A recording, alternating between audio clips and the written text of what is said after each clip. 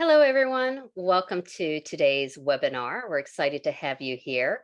As people join, just a few housekeeping tips. If you wanted to first introduce Gil Gonzalez, he's behind the scenes. He's our Zoom tech. If you have any questions or any trouble getting access to chat and Q&A or any other technical questions, Gil is there to help you. As far as credits, this session has been approved for CAE, CMP, and CEM credits. So as long as you attend this live session and you're here for a majority of the time, you'll get 1 credit hour for that. And we'll submit that for you probably early next week, but we'll keep you notified. And then this session is being recorded. So sit back and relax and just enjoy the conversation. We'll send you a recording afterwards. And all of the materials that we're going to be talking about today, our speakers have some great resources and some great examples to show you. So if you want to revisit them later, we'll make sure that you have access to those in a couple of days after the recording is available. But let's get started. One other housekeeping tip for it. Sorry, we're going to be using both chat and Q&A functions here in Zoom. So if you have any questions for speakers at any time, feel free to just post them in there. We'll get to them as soon as possible. If not, we're definitely going to save some time at the end to address those questions. So keep them coming. We love, and also if you have your own story to share, we love hearing from you all as well. So definitely use those. Okay. Enough about housekeeping stuff. You've seen up on the screen, we've put up a poll. We just want to kind of hear from you all and kind of see what your experiences are. Now, this session is all about increasing registrations and engagement, but using your speakers and exhibitors. Well, I shouldn't say use, maybe, lining with or partnering with, maybe a better way of saying it. But how many of you are currently doing that? Let's hear from you on that.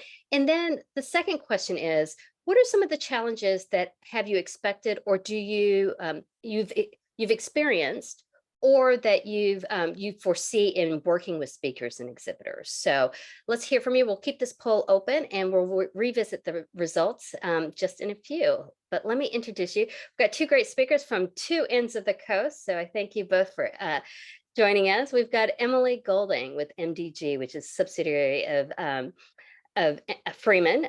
And so Emily, thank you very much. Tell us a little bit about what MDG does. Yeah, I'd happy to. And thank you for having me. I'm excited to talk about how to leverage speakers and exhibitors in your marketing campaign. Leverage is such a better word. There we go. We'll stick with leverage. So MDG is the leading marketing agency focusing on attendee acquisition and association support. So we work with many of the leading events that a lot of you know, and then also a lot of events in spaces that we never even knew existed, because there is an association and an event for everything. So we're based in San Diego, but we have offices in Chicago, in Virginia, in DC, a little office over in London. So technically, and jumping over on the other side of the sea there. And yeah, we really just focus a lot on attendee acquisition for events and association support, membership. Great, thanks, Emily. So Emily's in San Diego, and then we've got Rusty with AnswerStage over in Boston, Massachusetts. Hi, Rusty. Welcome. Thank you. Appreciate it. Tell us a little bit about AnswerStage. Happy to. Yeah, probably the first thing you mentioned is part of our DNA. We've been through multiple different types of startups and different technology companies. Part of our DNA has always been based around community and user-generated content, and that is, to leverage the efficiencies of having people speak on your behalf, really taking advantage of word of mouth. And AnswerStage is a continuation of that philosophy. It's getting people to speak on your behalf on video. So we've developed a platform for collecting responses, transforming them into branded videos that can be shared on social networks. And so that's the context in which I'm here talking about speakers and exhibitors. So we've done that a lot with different conferences to help them enlist help from speakers and exhibitors. Oh, I'm so excited for this conversation. So thank you both for joining me. It's I like being able to have someone from the supplier side. Let's face it, you are a supplier, Rusty. Let's not avoid it. But you have a lot of experiences with different types of clients. And then Emily, you as well, but more so being more on the event organizer side of being their advocates and helping them accomplish their goals. So I appreciate both of you. Now let's start off with, before we go any further, I think we've got a good number of participants in this poll. So Gil, let's launch that, share the results with everyone.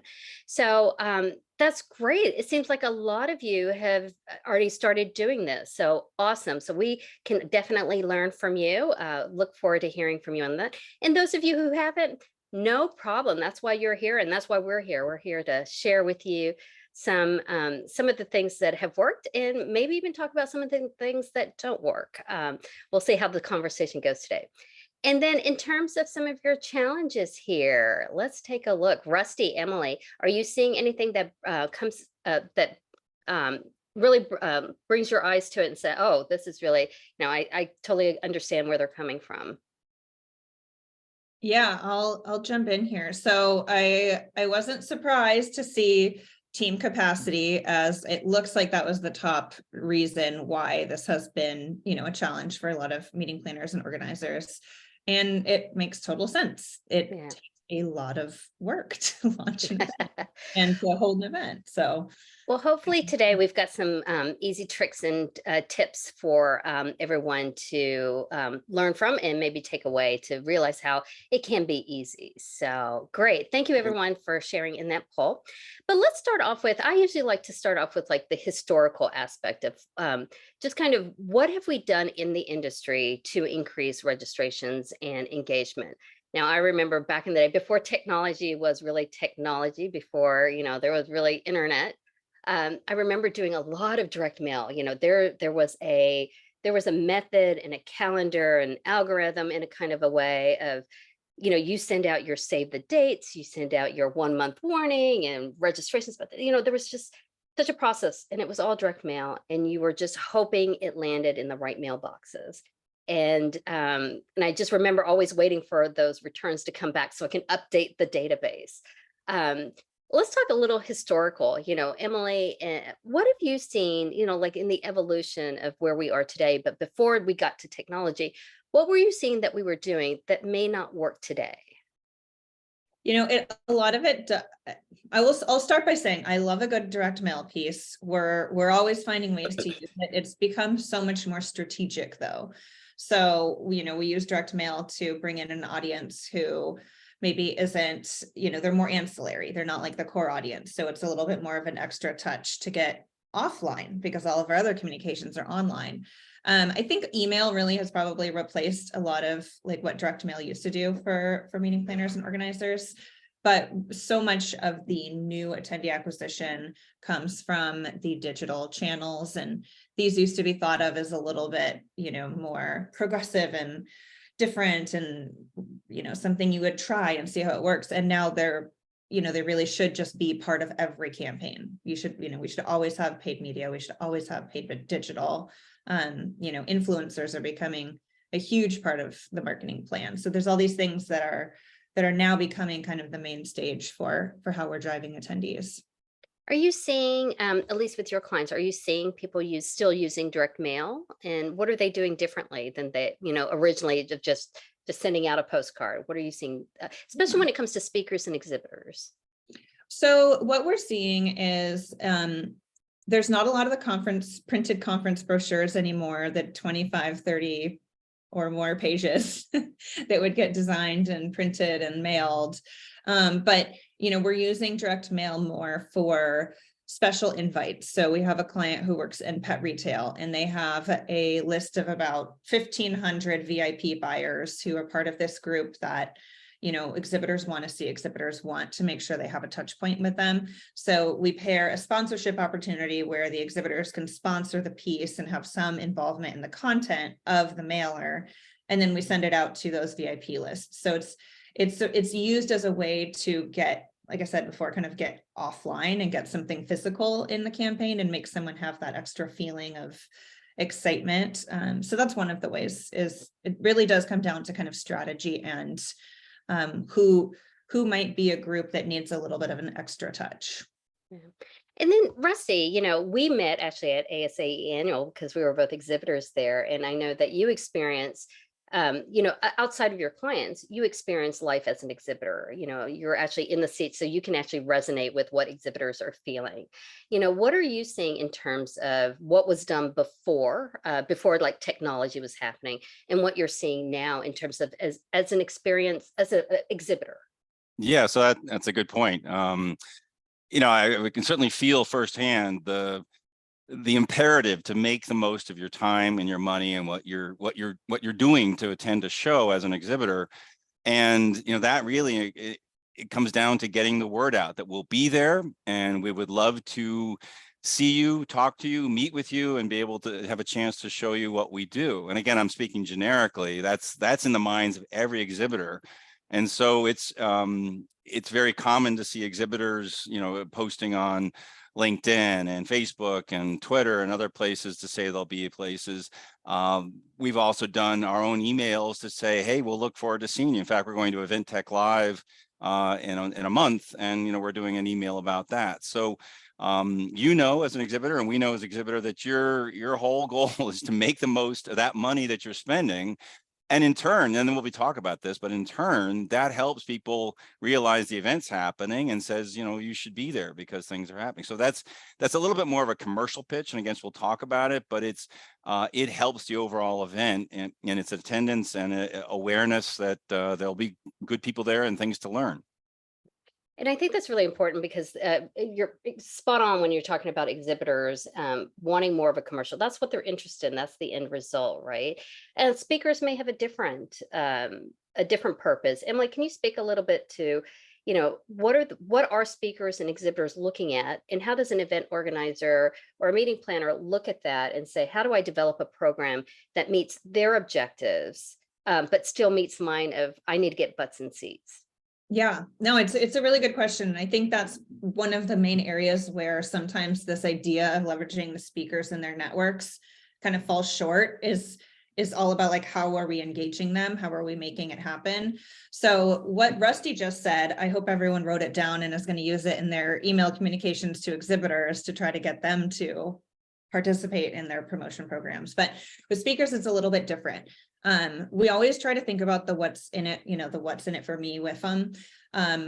Why are they speaking? It's thought leadership. It's, gaining credibility in the industry. It's generating more business for their organization. Sometimes, they might have a book, kind of ties back to thought leadership, but some of them are also just wanting to get more speaking opportunities because it might be part of their own professional development. That's, a huge requirement at the executive level is to be speaking at lots of events. So showcasing the fact that they are speaking, it hits on all those points. So what we do is really try to build out our ask with the what's in it for me first, because if we go to a speaker and say, hey, help us promote the event, we need more attendees, the first thing they're going to think is, okay, well, that's your job and I'm busy, so I don't have time to help you. And that's true. But, when you reframe it and you are talking about the benefits that they will have, it makes a lot more sense for them as to why they would dedicate their time to, promoting their participation. So that's a little bit about the why. And Rusty, from your angle, when you've worked with exhibitors, you mentioned a couple of points of the commercial items, but what are you telling exhibitors that they can get out of working and aligning themselves with the organization a little bit more? What messages are you seeing that organizations are using? Well, it for us, it comes into giving them a chance to describe what it's almost like pre-pitching what you would say as people walk by your booth, giving your elevator pitch, giving your summary of what you do and why you're there and what you're looking to get out of the event as an exhibitor. So those those kind of points are things that you can convey using the kind of materials or the videos that we help people create. So it does come down in a few cases, and we've had a few clients say, well, we don't want to be super commercial, but when you think about it, that's what an exhibitor is doing there. They want to say, we're one of the best companies doing this in this industry, and you should come by and take a look at our product. I don't think that's a bad thing, because that is what a trade show floor, that's what a exhibitor floor is all about. And so it's really just speaking to that. We'd love to hear from you. What products and services will you be exhibiting? Do you have any news that you'd like to announce prior to the show? What is your background? What types of panels and events are you participating in? All those things can help an exhibitor build a more personal connection with the people who will be attending, and I think are all valuable. Yeah. No, I like that. So let's start off in the beginning. Let's pretend I'm a meeting planner. Well, we don't have to pretend. I'm a meeting planner, and I want to do something. I want to do something, change it up. I want to invite speakers, and let's focus on speakers, and then we can talk about exhibitors, because I do think the messaging is different for both. But Emily, where do I begin? Where in terms of, do I just reach out to people? Do I need to think about what my strategy is, what my benefits? When you start with the client, where do you guys start? Yeah, one of the first things that we do is we ask or recommend adding language to the speaker contract. So that is like the number one way to allow for a seamless and smooth promotional experience. Because if it's in the contract, speakers know they're going to be getting these tools, they're going to have to use them. If it's not in your contract, that's okay. It's something to add in the future. So if it's not, regardless of whether it's in the contract, we want to recommend that for the future. But if it's not, it isn't like a non-starter. You can still engage your speakers. So we think about the strategy. So one of the first things that we'll do is look at what tools we want to use that make most sense. We work with AnswerStage all the time. I think Rusty and I are emailing each other like once a week at minimum. So, we look, well, is it going to make sense to bring in video to this promotional program? We look at if we should be doing another tool that we use is Glean-In, where it's actually just image-based promotional graphics that are part of their registration system. So like as soon as someone registers, they get the option to share this graphic out. Speakers can customize it. So we kind of think about that. And then we think about what experience the speakers already have. So do they have a portal? Is that where they're going to share their call, their updated deck and, the different things that they need after they go through the call for proposals phase. And we want to make it very, very seamless. The number one thing is making this easier for our speakers. I think, what was it? One of the answers that was on the poll was like, it's hard to get people engaged. They're not interested. So making it easy is the best way to do that. So working with your programming and education teams, they're the ones that are in contact with the speakers. They're the ones that we leverage to send out an email asking them to participate, explaining how to do it, all of that. So we get really detailed in how the asks happen, and that is what drives to more results. Do you find, and just out of curiosity, I love that you start with the speaker release or speaker contract, and are you finding that a lot of people just haven't looked at their contract in a while? I'm just out of curiosity, kind of off topic, on topic, but are you seeing that when they look at their speaker contract, they're like, oh wow, there's a lot of other things that we just need to update for the just to adjust to technology and what we're doing now? It's gone over pretty well for most of the clients where we do have that in the contract. So one of the clients that I'm thinking of is IBIE. It's the International Baking Exposition, and they have about 150 speakers, and all of the speaker contracts required that speakers participate in the promotional program, and 76% of their speakers completed AnswerStage videos, answered all the questions that we had in the prompts, shared them on their socials. And so yes, there's 24% or whatever who didn't, but it's not like we're going to go back and bug them about it or whatever and force them to do it. It's something where if they don't get to it, that's okay. But if the majority of the speakers are doing it, just having that in the language really helps them kind of know what's coming in advance. And out of curiosity, did you explore why the 24% didn't do it, or are there some assumptions that you made that kind of made it okay that they didn't participate? Yeah, there's a few reasons. So a lot of times the bigger keynotes and those who might be paid to speak just won't do it without an extra financial component. And, so in that case, that's okay. That's something we really would leave to our clients to decide how they want to handle with each speaker. Another reason is people are just busy. They just don't, no matter how easy we make it, they just, they don't have the time or whatever. And then some people are kind of camera shy. They feel a little uncomfortable, even though they might be comfortable speaking in front of, potentially hundreds of people at an event. They're better extemporaneously than they are on, a recorded video. So those are some of the reasons. Yeah, I definitely have noticed, and I'd love to see what our guests today, our attendees that are joining us, if you all have seen where you've had speakers that are awesome at the live delivery, but when it comes to recordings, it just it's really hard for them. And I sometimes wonder, is it a technical issue or is it a combination of being perfectionist? And, but I definitely have seen that. But, with that in mind, trying to overcome some of those challenges and making it easy. And this is both to you and Rusty, because Rusty, you have a platform that makes it easy for people. What are some of the things that you do to make it easy, and how do you communicate that out? I guess the communication piece Emily, is more for you, but Rusty, talk to us a little bit about some of the things from a technical standpoint that we can make it easy for our speakers. Sure. So what Emily said, I think, is really, really important, and it's in our chat already. With one of the first things is that they're too busy. There's always sort of this resistance that if you're asking for more time than they can really afford, they're just going to go do different things. So everything that we've thought about and everything we've invested in is to make that experience as super quick as possible. So you can use your phone or you can use your computer. You click a link.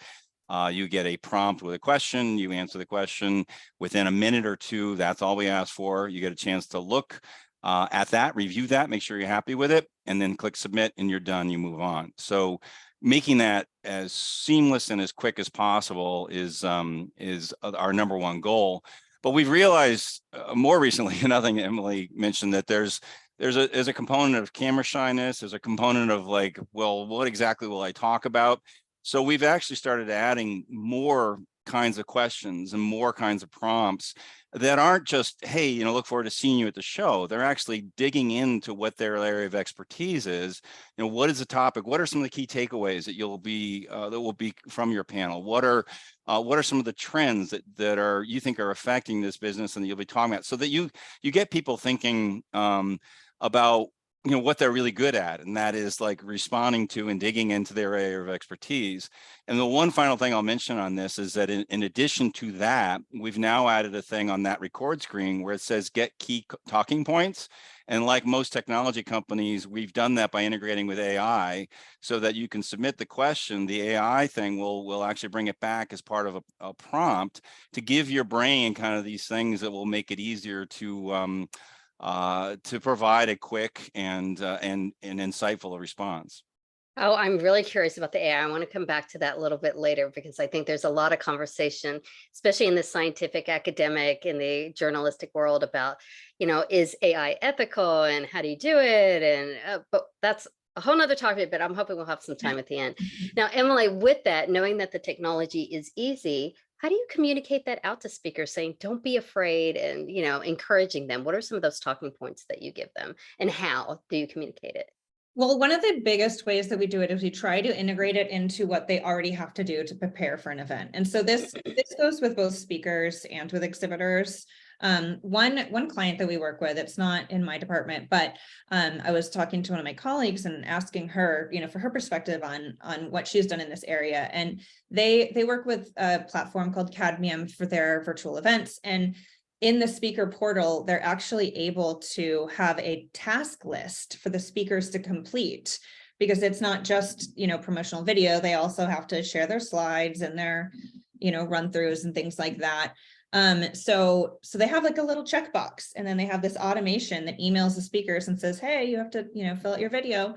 And that is the venue where we would talk about how easy it is. So whether you have an automated checklist, email thing that's super cool, or just a normal speaker portal, it's really in there. And so we'll start out with language about, this should only take you 3 minutes, and here are the questions that we're going to ask you. And all you have to do is answer the questions and we'll do the rest. We really want to make sure that they understand what's happening and what's expected.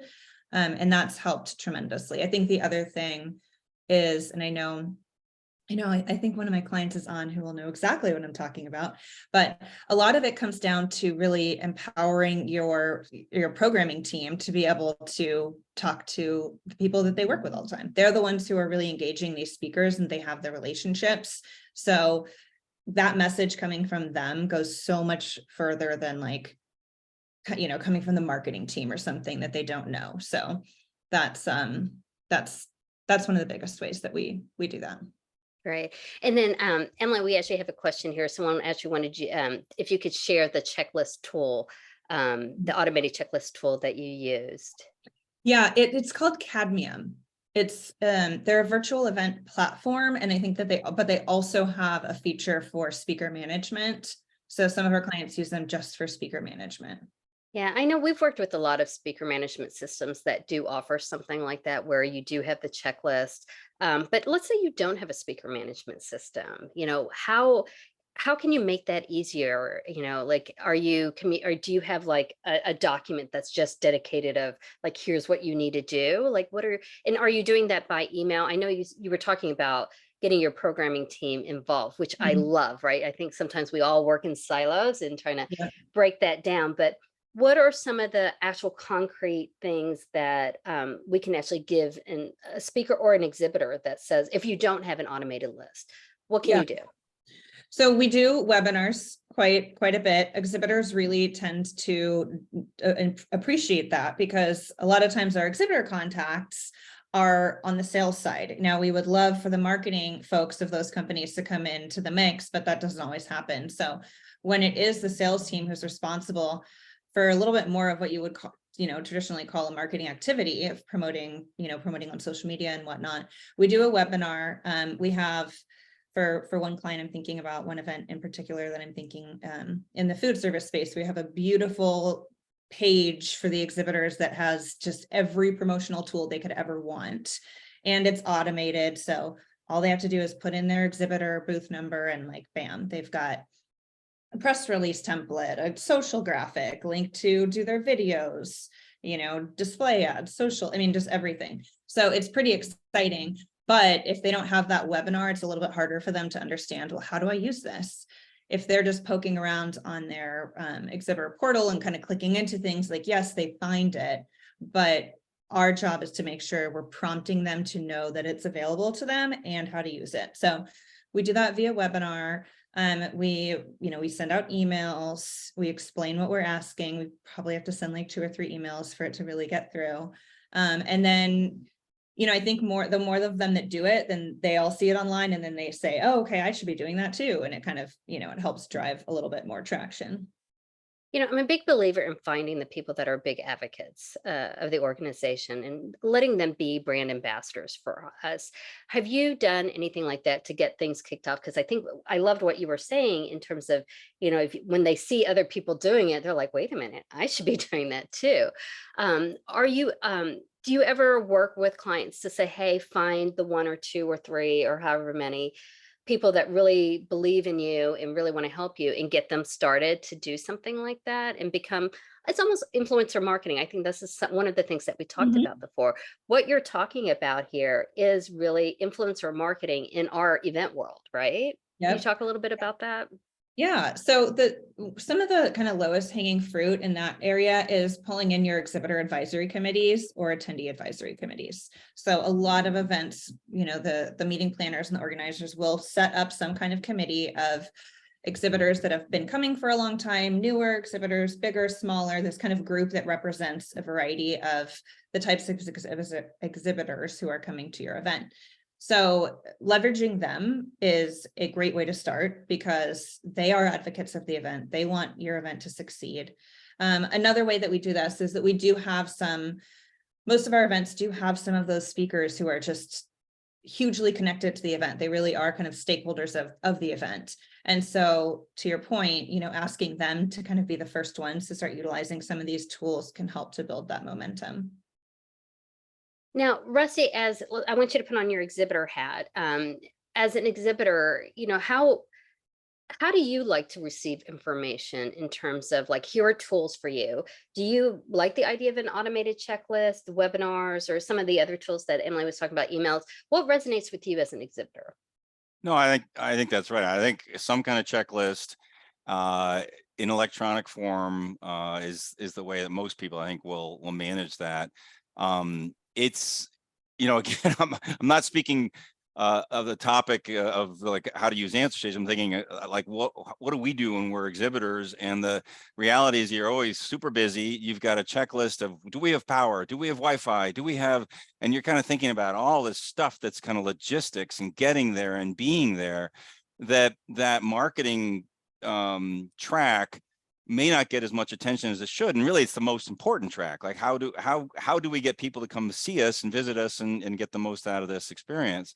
So all I can do is just reinforce what Emily's saying, that I think those kind of electronic checklists, emails, reminders, and super simple ways to click through and complete those, create those things is going to be the secret. Yeah. And then for both of you, in terms of sending out a speaker kit, I mean, that happens very early on, months before the conference happens, or an exhibitor kit for a trade show. So what are we looking at in time frame? Is there a timeline that you recommend of when it's the optimal time to put it in front of someone, and like when to remind them, and when to make sure, like, I would think, like a day before the conference is probably too late, right? Because you need those registrations way in advance. So what is, Emily, maybe we start with you. What do you recommend in terms of what that time frame looks like? Yeah, no, it's a really good question. There isn't a wrong time frame except, the day after the event.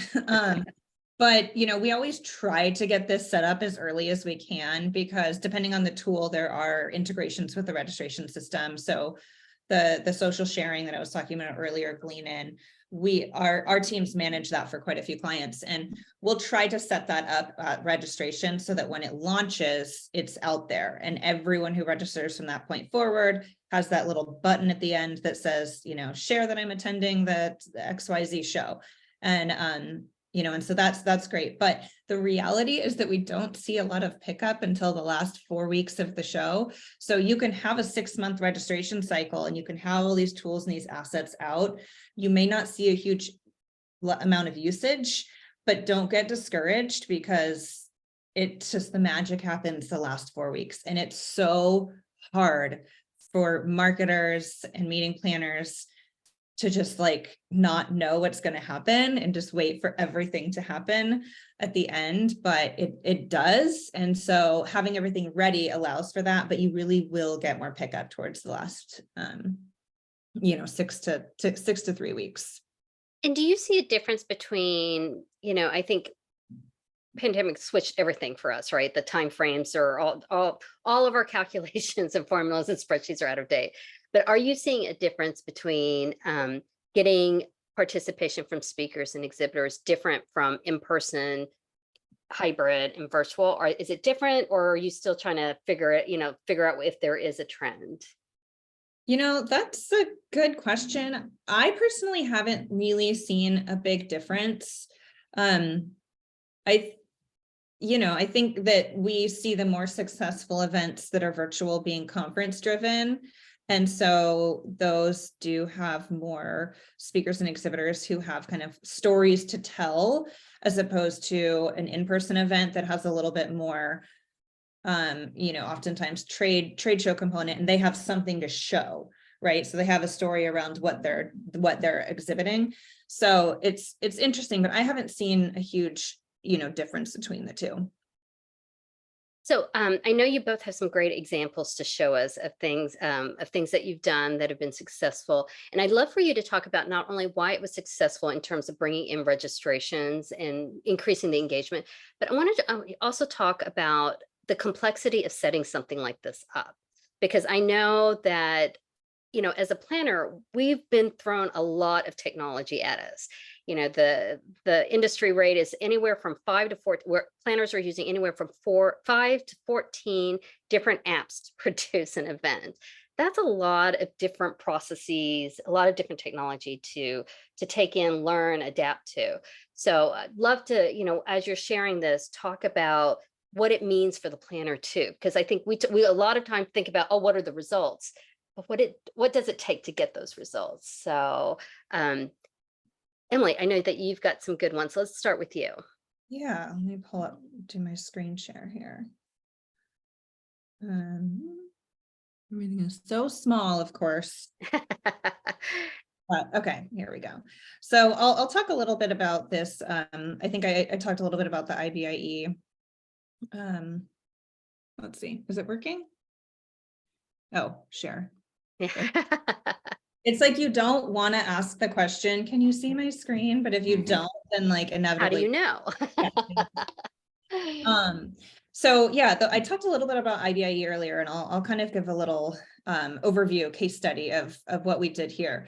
So we attacked the strategy of leveraging our speakers and our exhibitors and our attendees in different ways. So one of the things that I think, not to be like plugging the agency too much here, but is that it is nice to have an agency partner take care of some of these things, because if you haven't done this before, or you don't have a dedicated team, it takes a long time to kind of think through these strategies, build all the assets, promote them, make sure that they're getting used.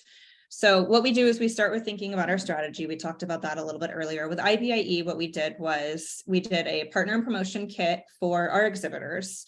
We used AnswerStage to engage our speakers, and then we used Glean-In to engage the entire community. So we'll talk a little bit about the PIP kit.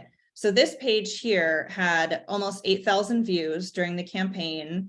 They don't have 8,000 exhibitors, so that's great. That means the exhibitors were visiting it more than once and really utilizing the tool. What we found with this campaign and why it was so successful is because we worked with Merits to create a discount code with the actual booth number of the exhibitor. So the exhibitor could get a code, like, I don't remember if it was discount, it was free or discount. I think it was discount.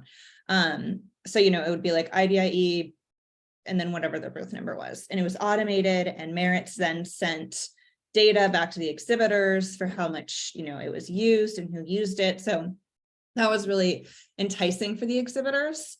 And they could just set it all up here on this landing page. And then what we did was we led them to the actual asset section, which is that next area. And, that's where you get your banner ads, your social graphics, your, press release, all these different things. So, yeah, that one was a really successful program for exhibitors. And I saw a couple of people mention and answer that question that exhibitors don't seem interested. This is one way to really get them much more interested, make it super easy and give them something that they can then give to their customers to be seen as helping their customers more. And this reminds me of back in the old day, we used to customize printing of postcards, like 50 postcards. We'd send out to an exhibitor and say, these are free trade show passes, send them out to your people. And that would be, putting a lot of faith in them. They'd actually, send them out, address them and send them out. So this digital version is awesome. Yeah, and I used to be one of those exhibitors. I had my whole show notebook and my printouts, and I had a paper checklist, and I had my Sharpie, and doing all that. So I totally know that other side, and how if it's on the right hands for the exhibitor team, it's like, okay, well. So great. So now you have this, you sent it out, but once, and you send it out to an exhibitor, what does the exhibitor actually have to do? Do they have to do anything, or do they press a button? Do they actually have to upload a customer list? What happens after you send out this email? Yeah, it's a little hard to see because it's kind of small, but the language on the landing page kind of explains what they should do. They would get to this page either through their portal or through emails that we send them. And then once they're here, what they do is they have to get the code set up with Merits. So there's instructions on how to get that code. They really just have to kind of put in a request, and then the code generates, and that's that. So it was very, very easy to do. It was very easy to do for the exhibitors. It took a lot of effort on the back end to make that happen, but it was worth it. And then what the exhibitors can do is they can send out the landing page to their audience, this one on the left, my left, to their contacts via email. Like maybe they do a personal invite to their customer list or something and say, hey, I have a code for you to register. I guess it's 20% off at IBIE. You know, here's all the information. And they're actually taking this piece and using it as a communication tool to touch base with their customers. And we do hear pushback every once in a while from exhibitors that say, well, you know, your job as the organizer is to get attendees. Our job is just to be there. And the response to that is, yes, absolutely, that is the case.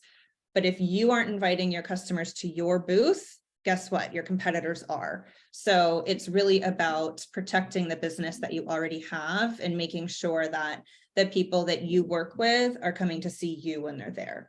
And so that's when we go back to the kind of what's in it for me. That's one of the key points with that hiccup.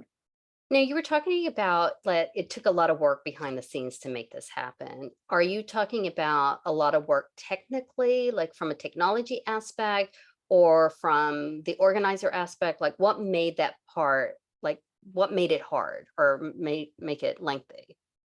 It's just the time and communication that goes into building anything custom when it comes to like comp codes and discount codes, and then having the integrations work so that you can get that code on the landing page. And it's something where we, you know, our web developers built this page custom and worked with Merits. It was Merit. Well, I think it was Experience at the time, but anyway, you know, working with the registration vendor and to really kind of build the back end experience. So it's not necessarily difficult, but it does require a certain level of technical know-how. Now, I do know that there are platforms out there that do offer this, that will integrate with the registration. It'll integrate with your exhibitor management system, or if you can just upload an exhibitor list, but there are platforms out there that can make this a lot easier. And it's, you know, this is the amazing thing about technology, right? Every day it changes and it can make, you know, I think what's great about tech companies is they're identifying what we're struggling with and they're figuring out how to make it easier. So definitely look out for those companies that can do that. I don't think it, you know, it's kudos to you all that you have the tech expertise and teams to make this happen. But I think there are companies out there that can do this. Okay, this is great. I really like how the colors are popping and the message is there. And how far in advance were you sending this out? We sent this out when registration opened. So we do a lot of the work before Reg even opens on the MDG side. It's all about kind of preparing for once Reg is open. Of course, the work doesn't stop when Reg is open, as everyone on this call probably knows. But we want to have the assets as you know, ready as early as possible. It doesn't always have to be ready at Reg open, depending on how long your registration cycle is. But I would say you need at least 3 months for this to really be an effective campaign, because it takes a while to get exhibitors to start using it. It takes a lot of kind of follow up to remind them of the benefits of doing it. And exhibitors are busy. They have a lot on their plates. They have other shows they go to. They have, you know, their kind of day-to-day jobs. So we want to make sure we're giving them the time to utilize the assets when it makes the most sense for them. Great. And I love how both you and Rusty talk about like the what's in it for me. So, and I think you've been consistent in these examples that you're showing us is talking about how this benefits you, you as the exhibitor. But great, thanks, Emily. And I think you have some more for us, right?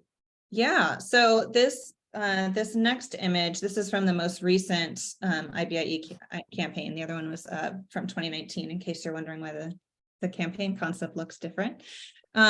So Rusty, you can probably explain a little bit about what this view is, but this is sort of the first experience that our speakers have when they hit the AnswerStage landing page. And Rusty, can you tell us what IBIE stands for?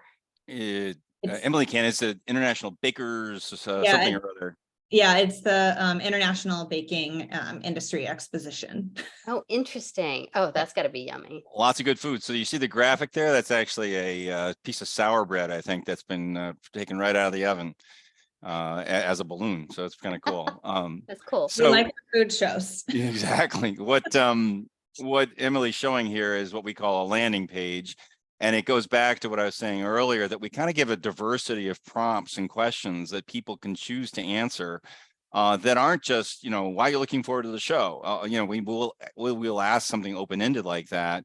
But, an example here is what's crucial for the baking industry professional success in 2022 and beyond. So that's the fourth question down. That's just an example of something that's not like, hey, promote yourself at the show, or promote. It's adding value by making, providing content that's value at that moment in time, no matter what. So if you see that on LinkedIn, you see that on Twitter, that question and that topic is of interest to you right then. And so I'd go back a little bit to what you're asking about. What's the time frame for this? What's the pace at which this happens? I mean, you can ask that question 3, 4, 5 months ahead of the conference and get people to answer it, because it's just more of like a topical thought leadership approach than it is, hey, see me at IBIE. And I think that's kind of an important way of looking at it. We want to try and create a dialogue that's happening ongoing, not just in the 4 to 6 weeks beforehand. So that's really, I'm kind of going beyond what this is. It's really just a series of prompts that's sent to the speakers and exhibitors to say, here's some things you can answer. You click on them, you see the camera prompt, you can record your answer. It's 1 or 2 to 3 minutes long, and you put your computer or phone away and you're done. I love the fact that you've taken the thought process out of it, right? Like, I don't have to think about what do I talk about. You've given it to me. You've made it very easy. And I think that's a huge challenge, right? Well, and when you say us, that actually this was created by Emily and her team. So there's another role for that person who's in the marketing team or the agency. Although we do try to encourage our clients to think about things in at least 2 tracks. And the 2 tracks are, there's a technology track and there's an editorial track. And that editorial track is what topics will be interesting to people, what will prompt people to respond, what kinds of questions like this will be useful. And again, we're kind of realizing that process, that editorial track, can be assisted by some of the new technologies that are emerging. Now, Emily, I love this. In terms of internally with the organization, like with IBIE or any other organization, who is coming up with these questions? Is it the meeting planner? Is it programming? Is it marketing? Who's actually drumming up these questions? Because this is awesome. And yeah. Yeah, whose desk does this land on? This lands on, it lands on my desk and my team's desk. So the way that we work is we have a dedicated, account person who works with clients, or a team of account people, but we don't look at ourselves as just like, pushing a project from here to there. We really are invested in the strategy of the campaign. So we act sort of as an extension of the marketing team of our clients. So we know what is important. We know the trends, we know the challenges, and we're crafting all of that into the campaigns that we're doing. So we will build out these questions kind of knowing, for instance, last year, every industry was struggling, but we work with someone in the restaurant industry, and that industry got hit so hard by the pandemic. And so the questions that we developed there were really around kind of, how have you come out of this? Like, what are some of the biggest learnings? It was really more intended to be inspirational and positive and kind of helping the industry move in a new direction. So all of that comes into our minds when we're developing out these questions. But it's all when we're involved, it's always the person who is closest to that campaign. So let's pretend I don't have the budget, or I can't use AnswerStage or a product like AnswerStage. How could I accomplish this? Can I, what are some ideas that I could push this out? It's not possible. Sorry about that.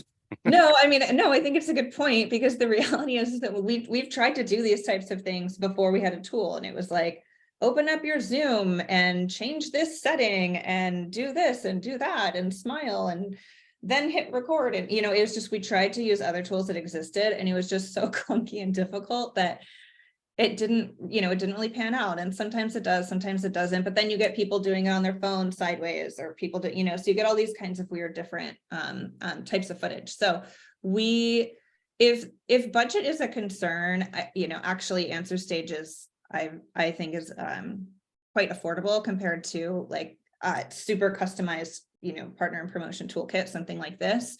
But we also work with Glean In, and there's other brands. Ingo does this. Sometimes we just do this without a plugin, but we can stick to social graphics. They take less time to produce, so you don't have to do the trimming of the videos and putting them together.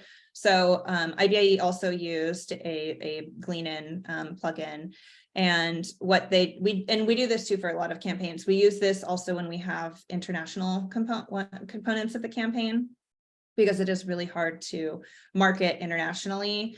So the way to do that is to actually get, advocates and delegates to share the message for us, and doing that with social graphics is an easy way. Yeah. So that's one of the other ways. Yeah, let's just repeat some of the software products you were talking about for the video. Jessica was asking if you can share the name of the software for the video recording. Well, the video recording, I was saying AnswerStage. The only other thing that we've done is we've tried to use Zoom, like the Zoom that we all use all the time, and that hasn't been as effective. Yeah. And I think there is, yeah, you have to work within the parameters and the budgets and the time that you have available. And there's always ways, but I think, as someone that's been on the exhibitor side, on the speaker side, anything that can make it easier, like the automation of the technology is what is so appealing, because you'll probably get more buy-in, more participation into it, right? But if you don't have that, I think the key, what I would think about is just what are the things that you can do make it easier, like supplying those questions and offering just really strong guidelines, because I know recently I was asked, oh, give me a logo, and I'm like, well, what size and what format, and 100 questions. Of course, like in marketing, we think those things, but the more guidelines you can give, great. And then Lisa here has recommended Gather Voices as well, so thank you for that. Okay, Emily, do you have other examples to show us? Well, the one other example, this is just kind of a different use case. So this is the National Restaurant Association show, and we set up a variety of different kind of peer-to-peer programs for this event. And one of them is that they have a very prestigious award program. So the Kitchen Innovation program, and FABI, which is Food and Beverage Innovations. And so the awardees, there's a handful of awardees in each one of these programs. We give them a customized toolkit through Glean In, where they can promote that they're an awardee, and they can drop in their logo. They can drop in an image of their product. They can kind of customize it in their own ways. Sometimes they don't use our toolkit, or sometimes they use like the actual source files and make it themselves. And however they do it is great, because the point is we want them to be able to have tools to congratulate, the different divisions within their organization who have come up with these products and these solutions. So that's a pretty exciting program that we really like. Now, also, oh, sorry, go ahead. No, go ahead. I'll say we also have situations where we'll have a lot of panel education with speakers. So, when you're creating a graphic and you want to show headshots and things like that, it can get messy when you have 4 people on a panel. So we have, different setups in our option list to make sure that we can kind of accommodate for some of the different needs that come in. And then just to keep it a little bit more simple, we also have graphics, this one in here in the middle. That's just something that we send out to a lot of our partners, whether association partners or media partners, and they can use these graphics to invite their networks and their contacts, and all they have to do is drop it into whatever social channel they want, and so it just makes it really easy. Yeah. Now, I do want to show, if Rusty, you've got some great video examples of what this actually looks like. Yeah, I'll show that, but let me just quickly go back. I was joking before that it's not possible. What Emily just proved is there's a bunch of things you can do, and really the most popular is just sharing a graphics with headshots, and those become really simple things you can do. Somebody else mentioned Gather Voices. They're a good option to look at for video promotion. The other kind of hand-rolled video approach is what Emily mentioned, where you just capture a Zoom session and you take that and use that as an asset that you share. And just one quick point on that, for all these approaches is one other thing I think that can help is that you as a conference organizer share this through your account and then tag the people who you're featuring. That has the huge benefit of them being notified on LinkedIn or somewhere else and being able to just reshare it. That means they don't have to do any extra work beyond that effort. So once you have this asset, if you make sure that you share it through your primary social account and tag those people, then that becomes easier for them to reshare and help amplify that. Yeah, and you don't, I love that because you don't have to do everybody, right? Like if time is an issue for your own team and you just can't possibly do all of them, then pick the most influential people and do that. Right. I like that. And that, Now, before you jump into this, I actually have a data question. Data geek in me wants to know, when you're doing all of these different activities, how much of the data are you looking at afterwards? Are you looking at how responsive, are people participating? Are they registering from those activities? Like, what are some of those data points that you're looking at?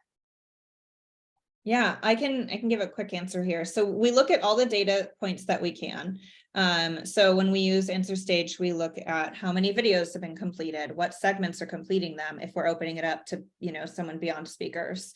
Then once they're posted, I think, Rusty, I feel like you just came out with a new feature that allows us to kind of track a little bit better who's using them and how they're getting watched. But that's something that we look at. And then when we do more of those graphic posts, we have data on how many people have clicked on each one of the shared assets. So on some of those that I was showing you for the National Restaurant Association show, we've already seen like over 300 different engagements on the pieces that have been showed so far. And I know that will go up drastically because we're getting closer to the final push. So those are some of the pieces that we look at. Great. Okay, Rusty, show us what you got. Sure. I mean, these are just examples of different videos of people talking about the events that they'll be at. So I really just wanted to show the variety of different kinds of ways that it's used by different clients. This client's called Innovation Women, and it kind of flips around the model a little bit to where they're actually showcasing people who are potential speakers at conferences. So they have introduce yourself, what's your hallmark topic, like what is it that you're most known for? And they go through a series of those kind of questions, and people people can now, or your signature talk, they can review that as a conference organizer and get a sense of who they are and whether they're appropriate for their event.